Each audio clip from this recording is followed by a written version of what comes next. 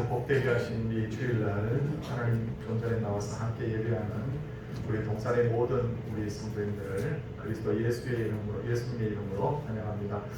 우리도 눈인사 또 몸내 인사 나누면서 우리 함께 예배드리기 전에 먼저 성도의 기도를 잠시 나누겠습니다. 반갑습니다. 잘 지내셨습니까? 반갑습니다. 이제 묵상 기도함으로 하나님 앞에 예배를 시작하도록 하겠습니다.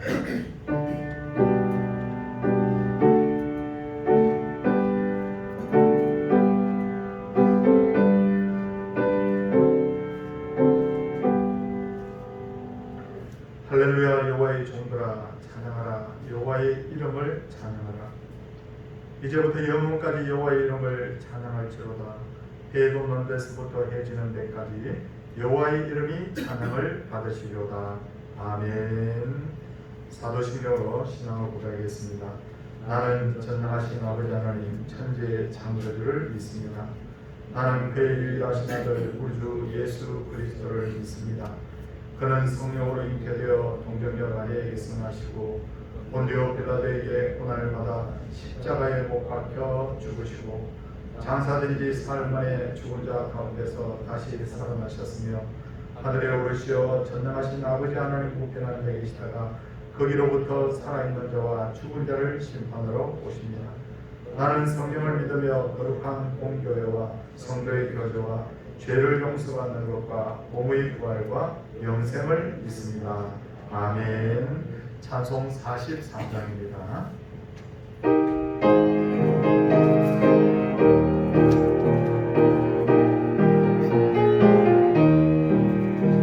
즐겁게 안식하라. 반갑고 좋은 날 내 마음을 경배하니 즐겁고 기쁜 날 이 날에 천하만민 가보자 앞에서 참되신 삼위일체 더 찬송 부르네. 이 날의 하늘에서 새 영신 내리네. 성회로 모이라고 종소리 울리네. 오감에 밝은 빛은 온 세상 비치며 오영생 물이 흘러 시원케 하시네. 이 주의 지킴으로 세월을 내려서 영원히 쉬는 곳에 나 올라갑시다. 성부께 찬미하고 성자와 구성령 참되신 삼위일체 다 찬송 부르세.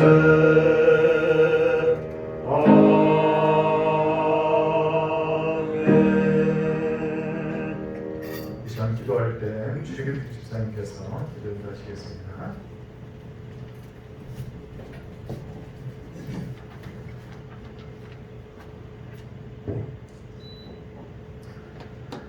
하나님 아버지, 주님의 자녀들이 하나님께 예배를 드리게 해주셔서 감사드립니다.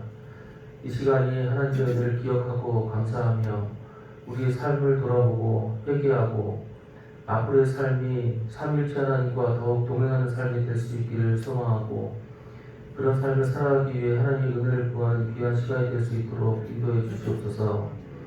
하나님의 형상으로 지음받은 인간들이 욕심으로 인해 하나님께서 주신 아름다운 환경을 파괴하고 돈의 마음이 빼앗겨 돈의 노예가 되고 서로를 혐오하고 차별하는 시대에 살고 있습니다.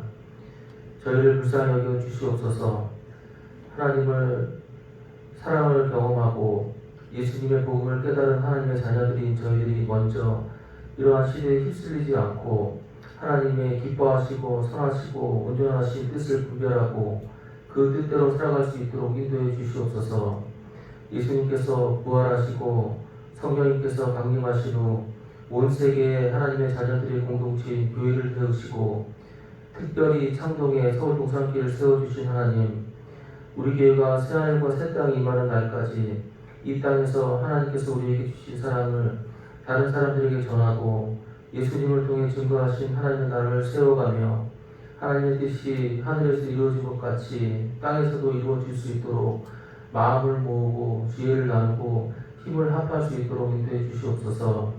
세우신 담임 목사님과 부목사님과 장로님들, 권사님들, 집사님들, 성도 한 명 한 명이 날마다 하나님의 은혜로 변화하고 성장하는 체험이 있게 하시고 주어진 자리에서 최선을 다함으로 교회가 아름답고 굳건하게 잘 성장해 가도록 인도해 주시옵소서. 또한 성도들 가운데 육신의 질병으로 고통당하는 분들을 특별히 불쌍히 여기시고 찾아가 주시고 어루만져 주셔서 마침내 치유되는 은혜를 내려 주시옵소서. 이뿐 아니라 마음의 상처, 경제적인 어려움, 가정의 어려움, 사랑관계의 문제로 힘들어하는 분들을 위로하시고 그 어려움을 이겨내는 과정 속에서 하나님의 살아계심, 역사하심을 체험할 수 있도록 인도해 주시옵소서. 살아계시고 역사하시는 하나님께서 나를 사랑하시고 나의 삶을 통해 영광 받으시기를 원하신다는 것을 깨달아가는 저희가 될 수 있도록 인도해 주시옵소서. 코로나로 인해 고통받는 사람들을 위로하시고 열악한 환경 속에서 복음을 증거하시는 선교사님들에게 더욱 큰 믿음과 지혜와 능력을 부어주시고 위정자들에게 헌신된 마음, 바른 마음, 지혜와 용기를 주셔서 인류가 더불어 평화롭게 행복하게 살아갈 수 있도록 인도해 주시옵소서. 더욱이 예수님을 믿는 신자들이 이 사회의 모범이 되게 하시고 하나님의 말씀을 연구하고 증거하는 목회자들이 지성과 영성과 삶의 조화를 통해 하나님의 뜻을 교회 공동체와 지역사회에 잘 드러낼 수 있도록 인도해 주시옵소서. 이 시간 담임 목사님이 하나님의 귀한 말씀을 증거해 주실 텐데 성령님께서 함께 하셔서 그 말씀이 우리의 마음을 움직이고 새로운 다짐을 하게 하는 귀한 말씀이 되게 해 주시옵소서. 우리를 처음부터 끝까지 사랑하시고 우리를 통해 영원히 영광을 받으시기에 합당하신 예수 그리스도의 이름으로 기도했습니다. 아멘.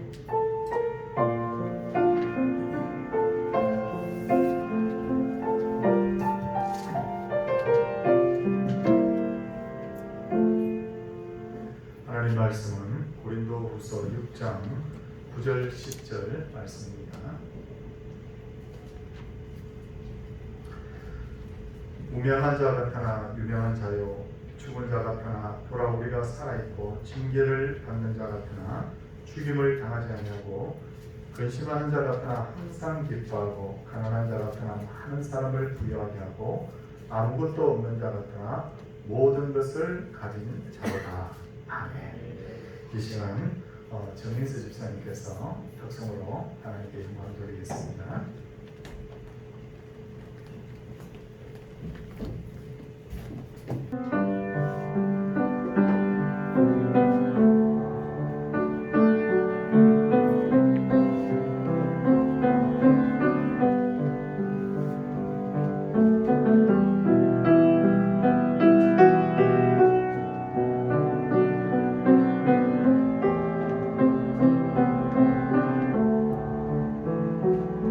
모든 속에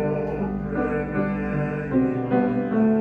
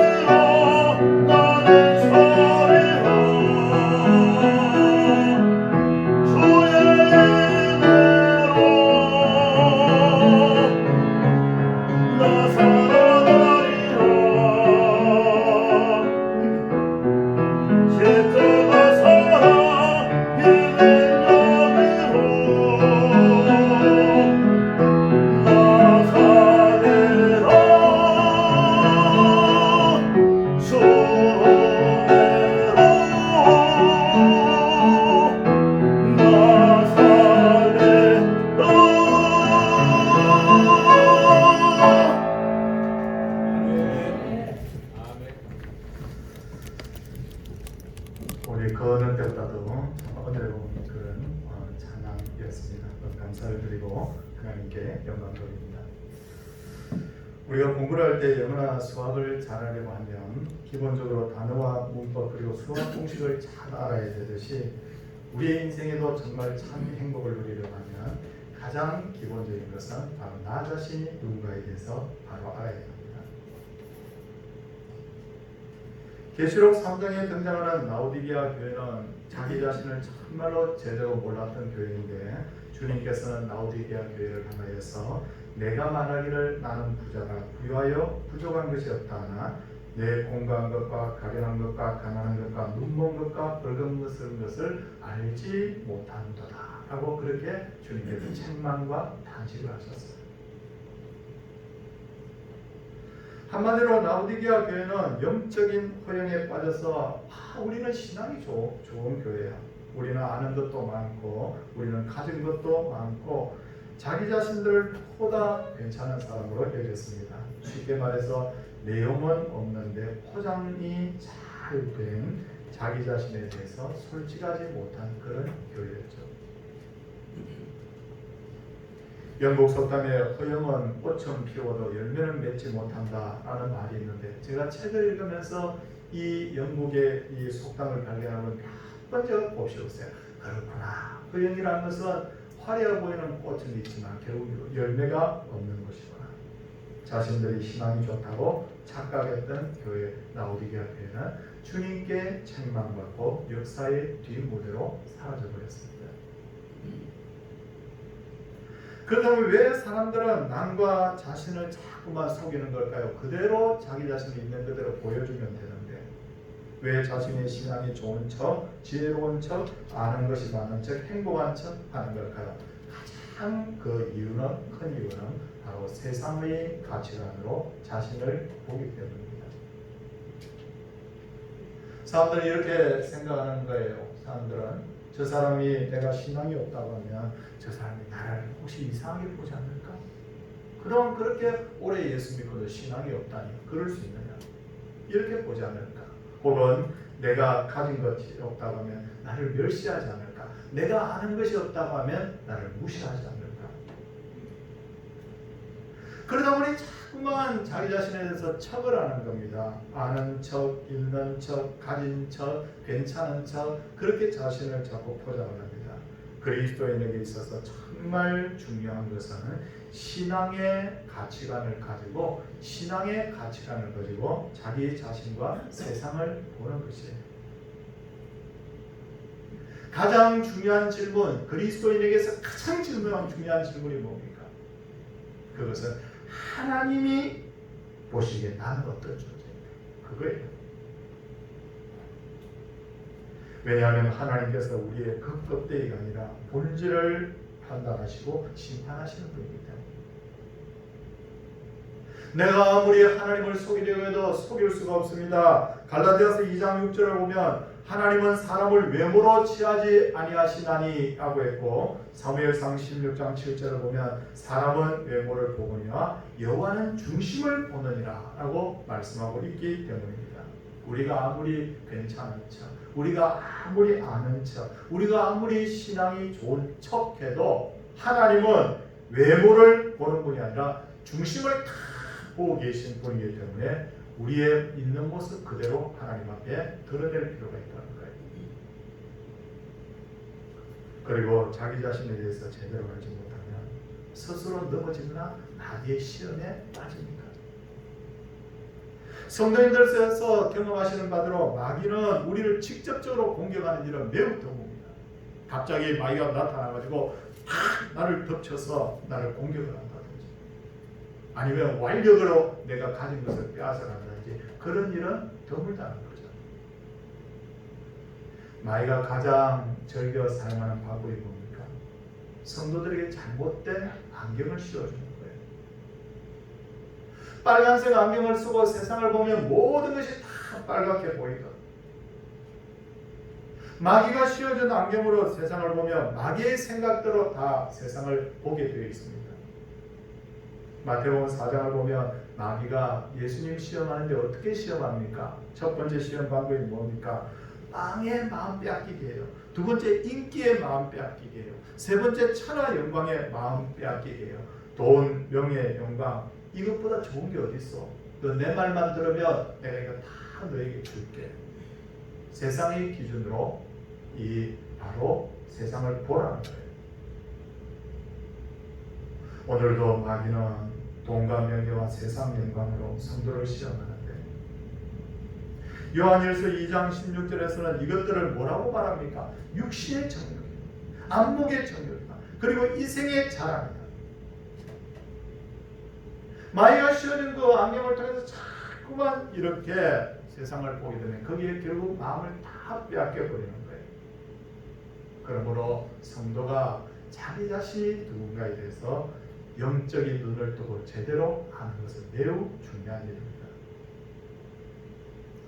그렇다면 오늘 성경은 예수님 믿는 성도는 어떤 존재인가를 오늘 뭐라고 말하고 있는지 볼 텐데, 고린도서 오늘 6장 9절 10절 보니까 제가 이 정리를 쭉 하면 어떻다고 말합니까?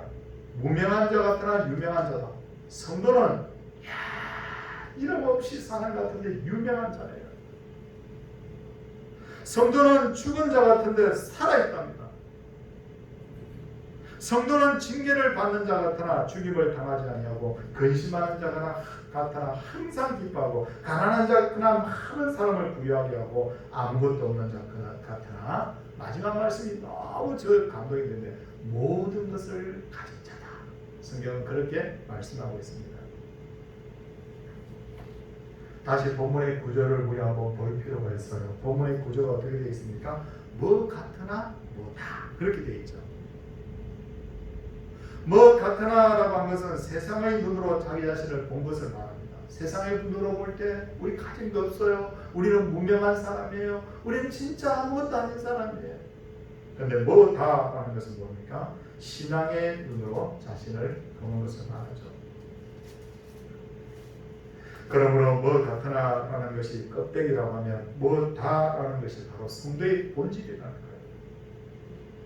오늘 성경은 그러니까 성도들이요 껍데기가 아니라 본질을 보라는 거예요. 본질.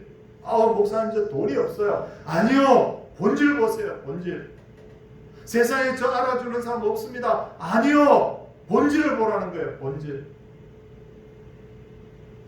그렇다면 하나님의 눈으로 볼 때 성도는 어떤 존재일까요? 첫째는 누가 뭐라고 해도 성도는 가장 고귀한 하나님의 백성입니다. 나같이 실력 없는 사람, 나같이 내놓을 거 없는 사람도 하나님 보시기에 너무너무 고귀한 사람이라. 너무너무 고귀하기 때문에 하나님께서 우리에게 최고의 선물을 주셨어요. 하나님께서 우리에게 주신 최고의 선물이 뭐냐? 그것은 죄 사함 받은 바로 선물입니다. 길을 가는 사람들, 세상 사람들 붙들고 내가 죄 사함 받았어요. 난 너무 좋아요. 그렇게 하면 그게 뭐야? 죄 사함 받아서 그래서 어쩌란 말이야? 아마 이렇게 대꾸를 할 거예요. 세상 사람들한테는 죄 사함에 대해서 그게 얼마나 큰 복인지 아무리 설명을 해도 세상 사람들은 그게 얼마나 귀한지 모릅니다. 근데 성경이 뭐라고 말합니까? 사망은 죄로부터 한다. 그러므로 이 죄의 문제를 해결받으면 더 이상 사망이 없다는 거 아닙니까? 죄의 끝은 뭡니까? 심판이다. 그런데 죄 문제가 해결받으면 뭐가 없습니까? 심판이 다 지나가 버리는 거예요. 심판이 없다는 거예요.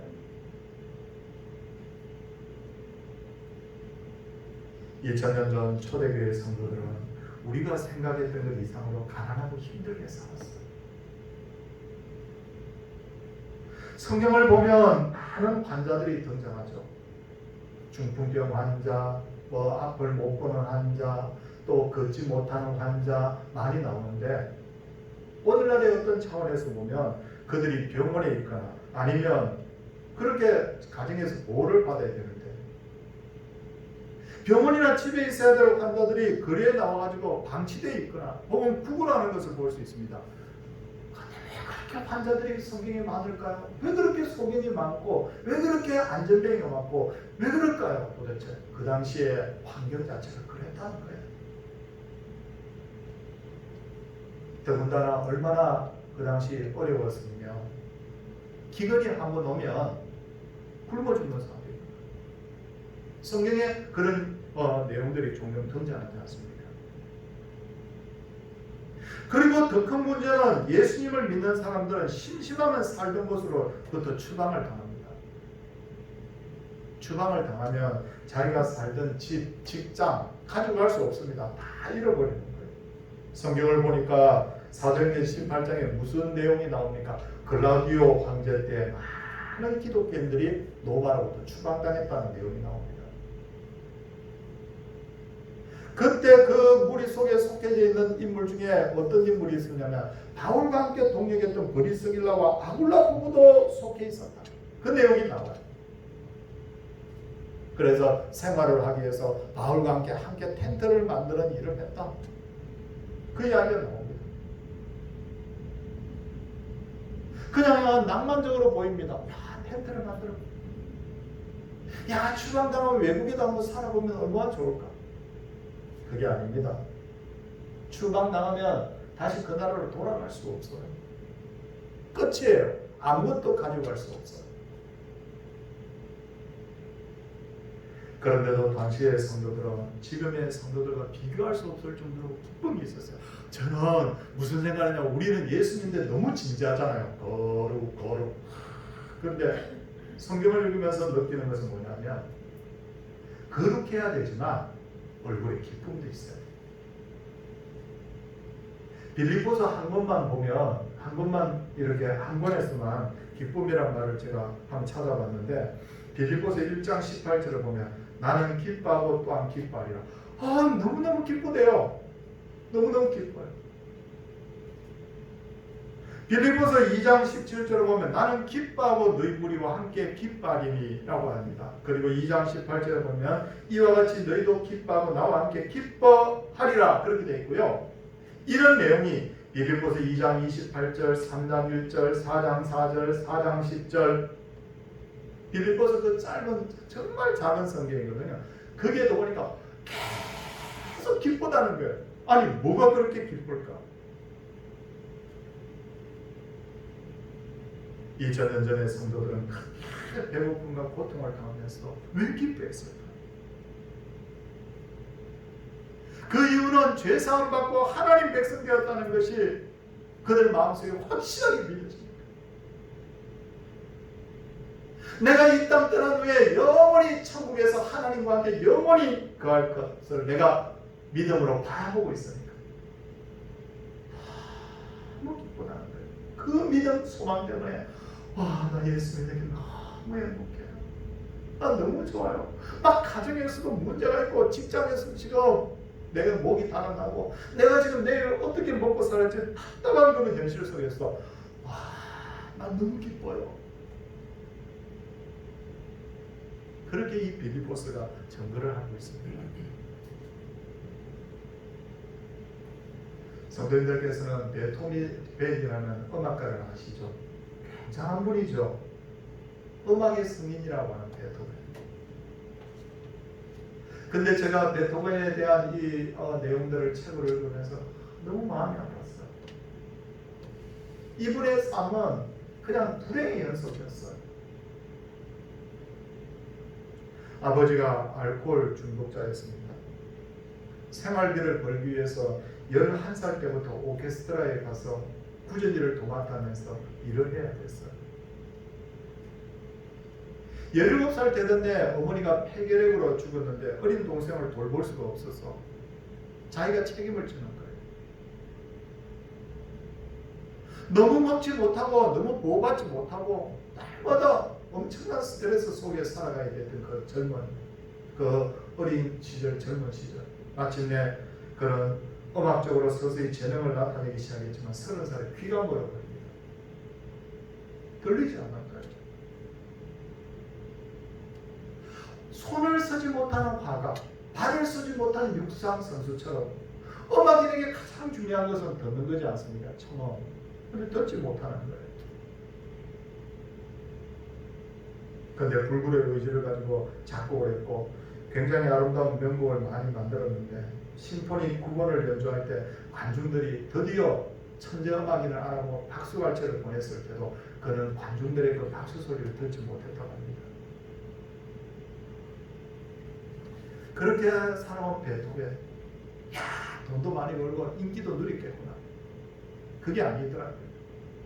죽고 나서야 사람들이 그 사람에 대해서 제대로 평가하기 시작한 것 같아요. 57살 되던 해 빠른 이 나이에 겨울에 눈보라치던 날에 홀로 쓸쓸히 죽었는데 주위에 사람이 없어가지고 지나가는 나그네가 그의 눈을 감겨줬다고 합니다. 행복한 날이라고는 없는 거예요. 근데 이 베토벤이 세상을 한탄할 줄 알았던 이 베토벤이 많은 사람들 앞에서 한 말 중에 하나가 뭐냐면 나는 이 큰 괴로움을 뚫고 큰 기쁨을 발견한 사람이다. 그렇게 말했습니다. 그 기쁨이 뭘까? 바로 베토벤이 발견한 그 큰 기쁨이 바로 예수 그리스도였습니다.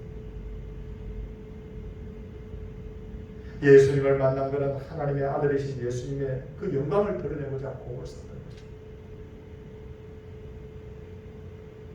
군대에 가면 장군이 쓰고 있는 모자나 이등병이 쓰고 있는 모자나 똑같습니다. 단 한 가지 차이가 있다면 장군의 모자에는 앞에 별이 붙어 있고 이등병의 그 모자에는 작대기가 하나 붙어 있다는 거죠. 예수 믿는 사람이랑 안 믿는 사람 똑같아요. 다른 게 뭐가 있어요? 제가 평생을 예수를 믿었다고 하지만 뭐 예수를 잘 믿었다고 하고 뭐 얼굴이 잘생겨지고 뭐 키가 쑥 자라게 눈도 좀 커지기도 이런 게 아니더라고요. 정말 어떤 데 보면요. 근데 예수 믿었어. 정말 내가 달라진 게 뭐가 있을까? 외모적으로 달라진 게 하나도 없어요. 그런데 우리의 영적 가치가 변한 거예요. 그 영적 가치의 변화가 뭐냐면 별 하나가 예수라는 별 하나가 내 마음에 붙었다. 예수라는 별 하나가 장로님 마음에 붙었다. 예수라는 이 별 하나가 권사님들, 집사님들 마음에 팍 붙은 거예요. 영적인 가치가 완전히 달라진 거예요. 영적인 가치가.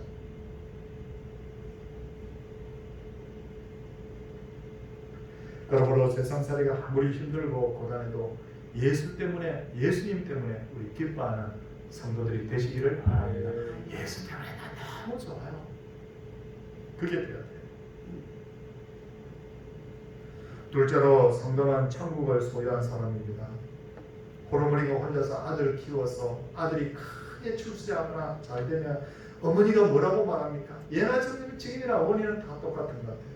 나는 밥 안 먹어도 배불러요 그러잖아요.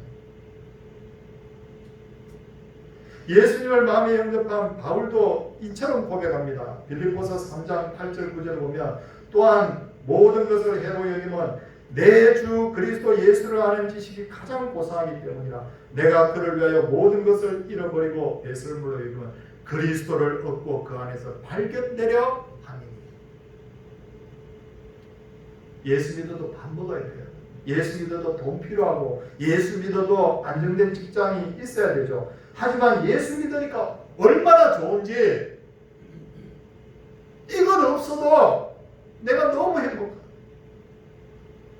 그리 아니하실지라도 난 너무 좋아. 왜냐하면 난 천국을 발견한 사람이니까. 성도님들, 우리 불언간 제가 예언을 한다고 하지 않습니까? 불과 몇십 년 있으면 다 천국 가서 우리 얼굴 볼 거예요. 우리 그때 함께 천국에서 할렐루야 하나님께 영광 돌리시기를 바랍니다. 셋째로 성도는 하나님을 마음에 모신 유일한 존재입니다. 열왕기상 8장 27절을 보면 솔로몬이 이렇게 고백하는데 하나님이 참으로 땅에 거하시니까 하늘과 하늘들의 하늘이라도 주를 용납하지 못하겠거든. 무슨 말입니까? 땅은 고사하고 하늘의 하늘도 하나님 모시기에 부족하다는 거예요. 성도들 제대로 우리 하나님이 어떤 분인가를 한번 생각해 보십시오. 이 천지 우주 만물을 하나님이 말씀 한마디로 지었는데 그 천지 우주 만물이 하나님을 품을 수 있다는 거예요? 못 품는다는 거예요. 근데 고린도전서 3장 16절에 보니까 기가 막힌 말씀이 나옵니다. 너희가 하나님의 성전인 것과 하나님의 성령이 너희 안에 계시는 것을 알지 못하느냐. 하나님이 어디 있다고요? 이 모든 우주 만물 하늘의 하늘들의 하늘도 품지 못한 하나님이 어디 계신다고요? 내 마음속에. 여기 집사님 마음속에. 여기 우리 청년들의 마음속에 누가 계시나? 하나님이 계신다. 얼마나 감사합니까? 성도는 마땅히 자신이 가지고 있는 영적인 가치를 제대로 알아야 돼요. 영적인 가치. 예수 안 믿으면 대통령도 천국 못 갑니다. 예수 안 믿으면 재벌도 천국 못 갑니다. 그런데 불과 몇십 년 후에는 우리 앞에 깜짝 놀랄 일이 벌어질 거예요. 장차 우리가 이 땅을 떠나서 천국에 가면 나같이 부족한 사람, 자랑할 것도 없는 사람, 내놓을 것도 없는 사람이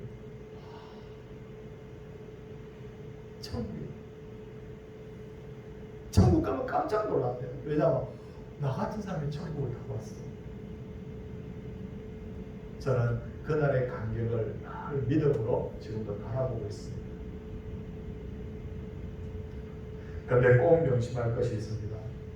하나님께서 우리로 하여금 더욱 천국에 집중하도록 하려고 여러 가지 고난을 줄 때가 있어요. 하지만 그 고난은 우리의 신앙을 더욱 단단하게 합니다. 고난의 바람이 불어옵니다. 그러나 바람이 없다면 비행기가 떠오를 수 없듯이 물고기가 헤엄치는데 물살 때문에 힘들어합니다. 그러나 물살이 없다고 하면 어떻게 물고기가 헤엄을 칠 수 있겠습니까? 겨울이 되면 과수원에 나뭇가지를 잘라내는 전지를 합니다. 나무의 입장에서 보면 그건 고통이에요. 그러나 쓸모없는 가지들을 다 쳐내면 열매 맺을 수 있는 그 나무에 영양이 더 많이 가서 좋은 실과를 맺히죠. 저는 이것이 신앙의 원리라고 봅니다. 성도님들, 회사에 사람을 뽑을 때 신입사원보다 경력사원을 우대할 때가 있죠. 왜 경력사원을 우대할까요? 경력사원은 다양한 경험을 한 사람이기 때문에. 그렇다고 어떻게 하면 경력사원이 될까요? 경력의 거꾸로 말을 하면 역경이 됩니다. 역경을 잘 거치고 나면 경력이 되는 거예요. 난 부잣집에서 태어나서 평생 고생 한번 안 해보고 난 자랐습니다. 평생 나는 편안하게 살았습니다. 이 경력이 안 되는 거예요. 예수 믿는 사람의 상이 어디로부터 오는가 한번 생각해 보십시오. 내가 여러 가지 유혹이 올 때 예수님 잘 믿기 위해서 가지치기 하는 그 고통을 내가 이겨내는 거예요. 성도님들 중에 가정적으로 어려운 분들도 많고요. 또 사회생활에 있어서 굉장히 어려운 사람도 많은데 내가 예수 믿는다는 그 하나 때문에 그걸 다 이겨내는 거예요. 그게 뭐가 되냐면 신앙의 경험입니다. 예수 믿는 것은 본질적으로는 기쁜 일이지만 사실은 쉬운 건 아닙니다. 예수 믿는다는 것들은 멸시도 당할 때 있고 조롱당할 때도 있고 손해볼 때도 있고 저같이 본래 예수 안 믿는 가정에서 태어나서 자란 사람은 정말 힘듭니다. 정말 힘들어요.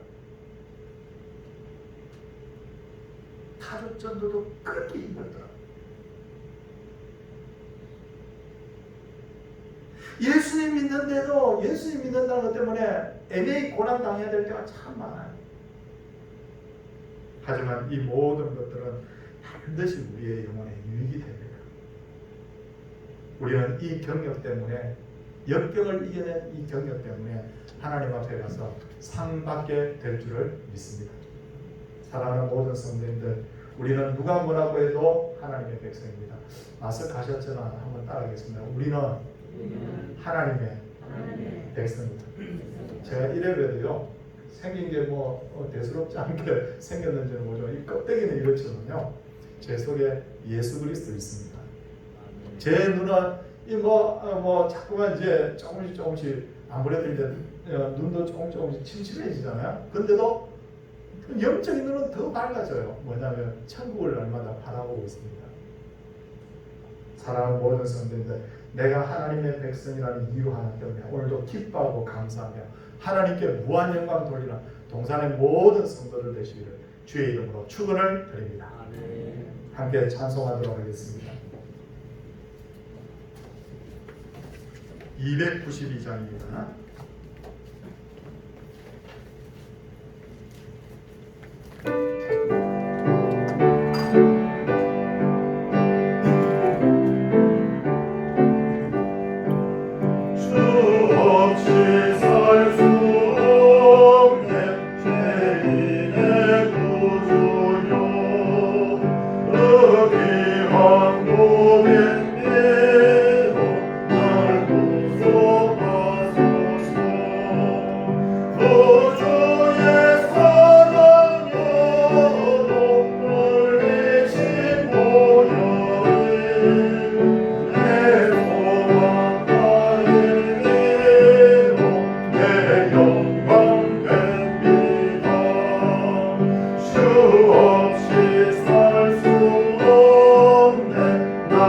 힘없고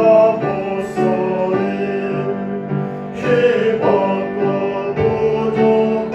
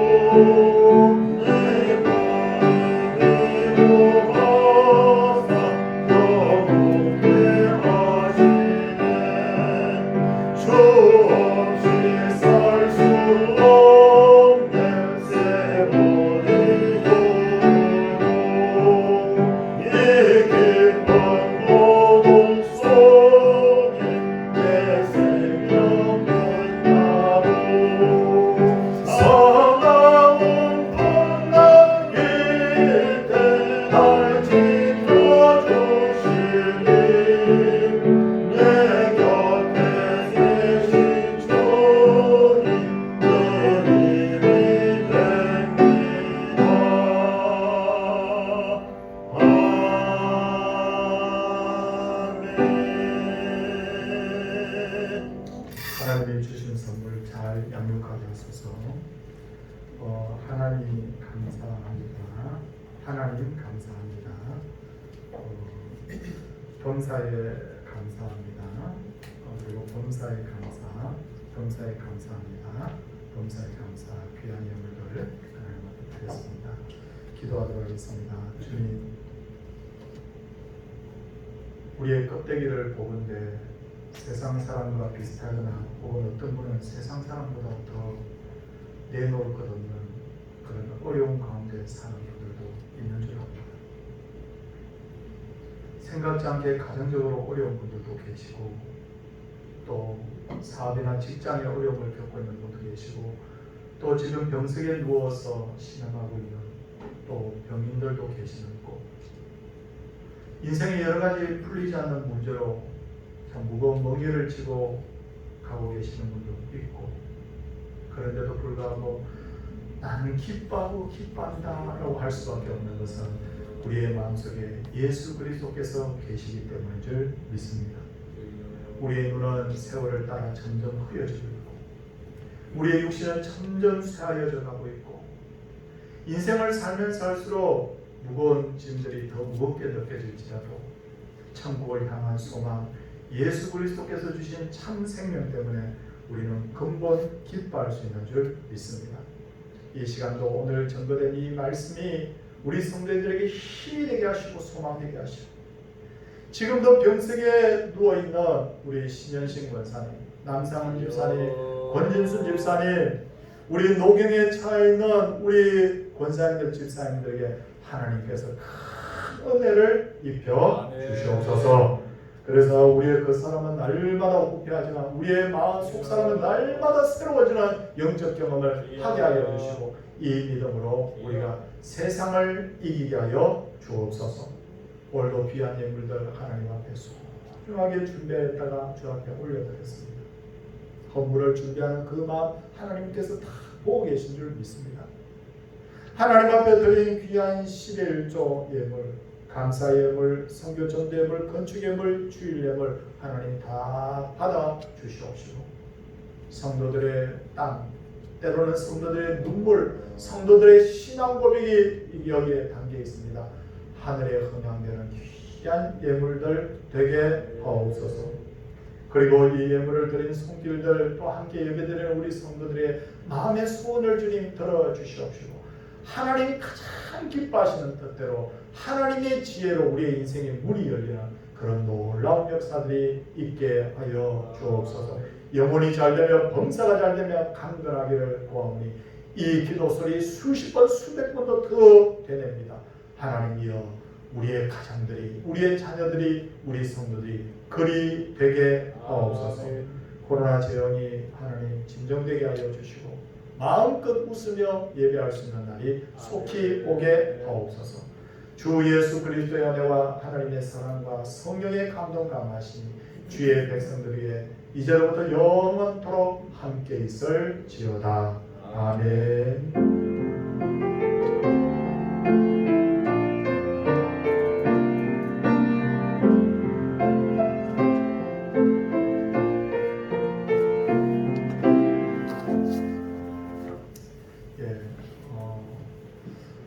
코로나 때문에 여러 가지 교회에서 또 할 수 있는 여러 가지 좀 제약을 받고 이러는데 참 우리 선배들이 많이 하나님 앞에 마음을 맞추시고 기도해 주시기 바랍니다. 오늘 소개할 분이 있습니다.